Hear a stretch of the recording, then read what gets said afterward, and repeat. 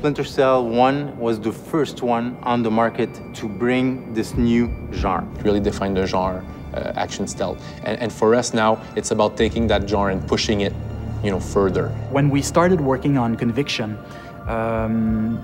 we approached it with a lot of respect because Splinter Cell is a huge brand. I love the old Splinter Cells, but it was time to kind of do something new. We did our homework, so we replayed all the Splinter Cell games.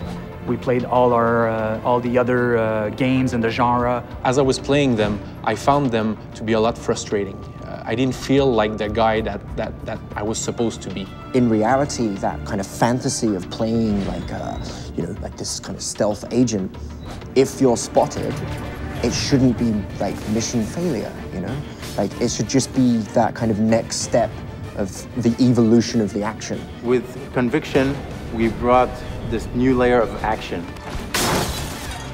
Stealth games, they can be permissive and they can be spectacular.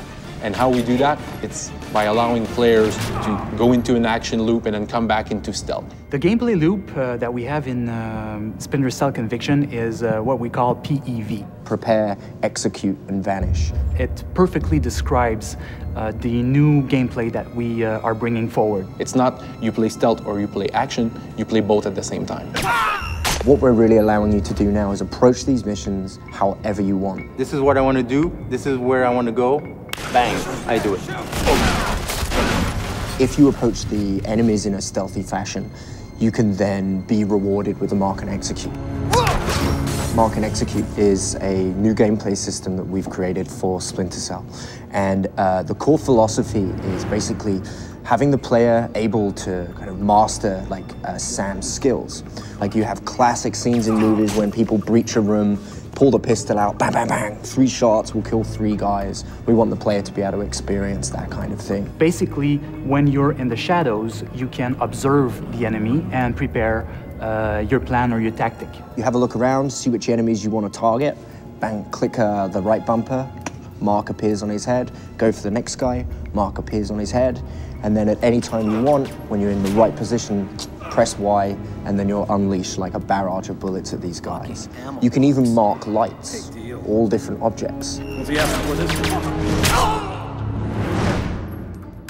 Being able to orchestrate the battle, being able to orchestrate the attack in a very feral predator way that just makes this game amazing. Everyone is still finding new and cool ways to use mark and execute.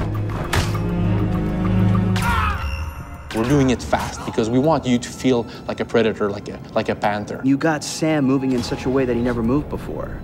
He's just doing moves that are just powerful. You get seen by the enemies, they start shooting at you, they start engaging you.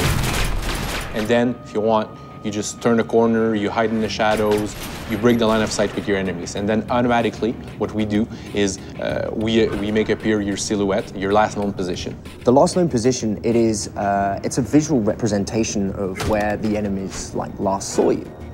Like a figure of you will appear there, like a ghostly kind of figure. And what that does is it tells the player, good job, first of all, you've broken line of sight with the enemies, they don't know where you are.